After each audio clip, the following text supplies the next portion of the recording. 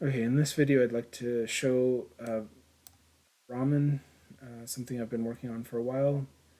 It's not 100% there yet, and there's a lot of regret stuff bugs that I've introduced recently that might be causing some errors, but I still like to show it. So I'm going to close this, and I'll just show. So if you're getting your window kind of locked like this, where you can expand it and not contract, if you double click and open it again, now you can set that properly. It's weird. In Linux, I think it's working better now, but in Windows, there's still an issue. So, all right, so Ramen, here's the graph that I've built. It's using data, so I've introduced USD data. It's still in its early stages. It's not doing very much, but you can save out a rig with it, and it works cross-platform. So that's working. And so if I just run this graph using my code, so in here I do run ramen, and that will execute this graph in a scripted way that I've written behind the scenes. So if I process this, it's going and executing that graph, and then I have a final result, and it's working. So it's not doing very much other than building an FK rig, but in the future there'll be like IK rigs, ribbon rigs, and all sorts of different things that you'll be able to plop down easily. There is an interactive component that is the buggy part right now. So if I run this, it will import my data. This set skeletal meshes for Unreal. And if I run joint test, it's going to import that, but it didn't take my colors for some reason. So if I disconnect this and reconnect it, it should set my colors. And then here, if I press enter, it should run this one. And then if I disconnect it, there's some evaluation of the attributes that I've regressed on. It used to be working, but it's a little bit not good right now. But I'm just wanting to show a preview. So this is the graph in Maya. I've shown that you can process it, running it through the code, and then you can interactively edit it. So like for interactive, I could also like delete, and I could also bring it back or create a new one, and then I can feed my joints in again. I can change my color. So all of that's working fairly well. Let's do another one. FK rig, feed my joints in, change my color. The other thing that should be working is curve shape. So if I give it let's say gear, feed that in. There's my gears.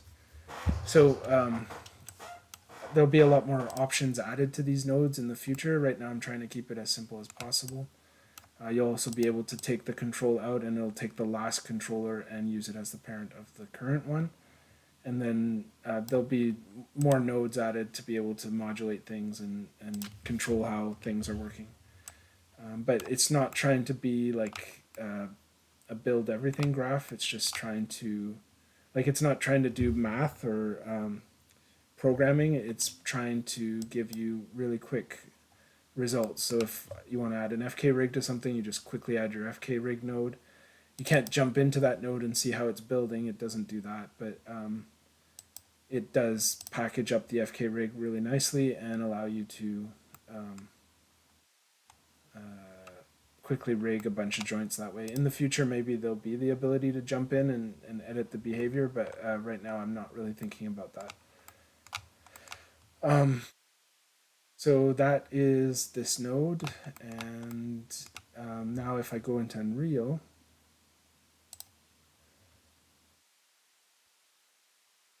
second, I think I crashed it before. It's a very buggy right now.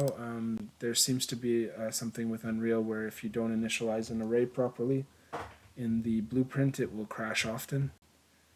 And I'm trying to work out all the instances where that's happening, and it's a little bit tricky. But okay, so this is Unreal. Now to get Vetala working with Unreal, you need to go to your project settings.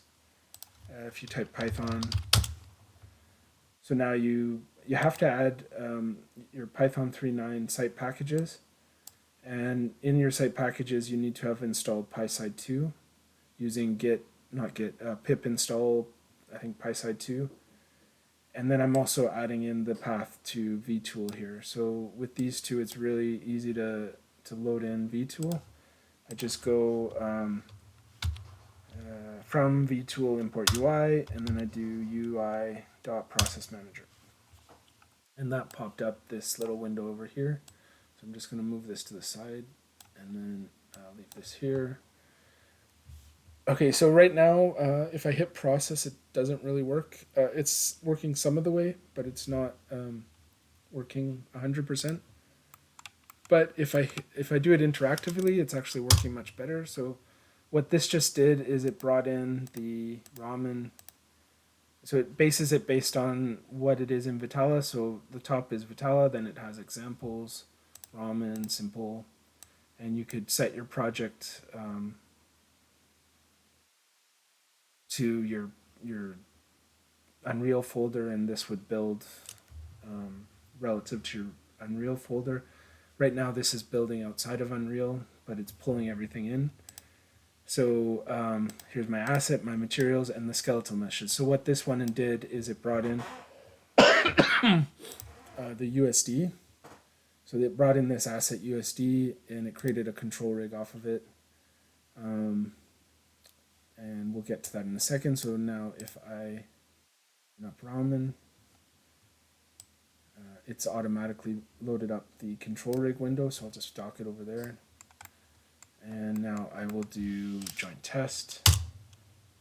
So now it's gone and added controllers. It's really hard to see over here, but it's gone in and added controllers. If I compile it, I disconnect this, reconnect it, and it should respect my colors now. And I'm still working on getting it to update a bit nicer. But if I do joint 2 now, compile, I found that compiling it manually is better than running it in the script because it crashes often with the script. And if I just disconnect this now and reconnect it, that color should update. And I have the ability to come and update the colors here, compile, and this is working. So then I can rename this one test 2. I can rename this one test 1 and compile it. And if I click on this controller, it's named CNT test 1.9. And this is test 1. So test 1, and then it's controller 1. And then if I go to this one, it's test 2, controller 1. And so it's using that naming. So I can give it whatever I want. I could give it foo. Oops. If I press focus, it's doing focus even if it's in a text box. So that's something else I need to fix. But if I do goo over here, so now it's the same rig, but everything is named foo and goo. So the way that this is working is it actually builds a graph. So if I go in here, I'm still working on organizing this graph, so it's taking a while to learn how Unreal works. And it's not hard to lay these out, it's just I haven't gotten to it yet. So here's my forward solve, and right now I'm using the same node, but I'm thinking of breaking it into 3 nodes. But it uses the same node and changes the mode. So right now it's in mode 1, which means it's the forward solve. And if I go to my construction graph, it is in mode 0, which is the construction mode. And it's getting its joints from the script. So if I go here, this is joint test 1.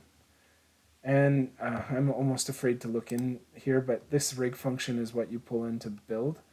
The auto rig is automatically building these graphs. I go in here, this is not organized at all. I'm going to organize it, but so what this is this is the forward. So once I get further along, I'll organize this a bit better. But I think it's G into group. I forget. Comment. Sorry. So this is the forward solve, and this is down here the backward solve. Sorry, not the backwards. This is the construction. So this constructs all the controllers. This sets up the constraining. And I'm going to organize the graph much nicer. But right now I'm on a race to try to get it as far as I can. and I'm not necessarily worried about how organized it looks. I still need to implement the backward solve, but other than that, the rig is it's actually building a usable rig now. I have snapping on in my viewport, so it's a little bit weird to rotate. Let's turn that off. Turn off snapping. There we go. Yep, so we have a functional rig here. Cool.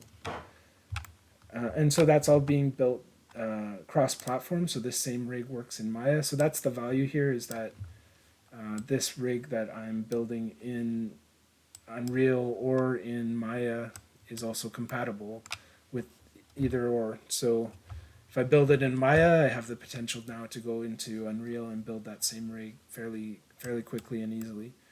And I'm building it with that in mind from the ground up. So as I add more of these nodes, they should work in Maya and in Unreal.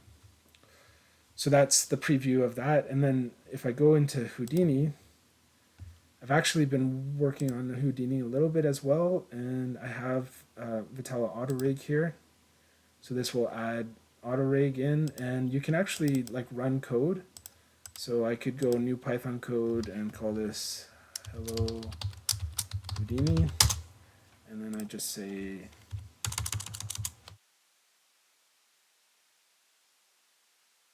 and then if I save this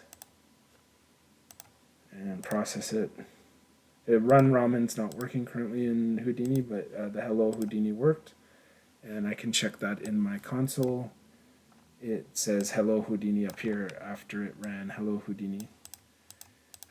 So you could actually start building scripts and organizing your scripts in Vetala.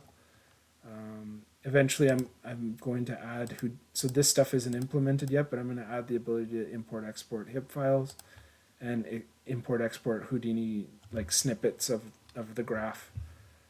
So you'll be able to like pull together different Houdini graphs really easily. And then on top of that, it's going to work with Ramen. Whereas right now it doesn't because I haven't really implemented it.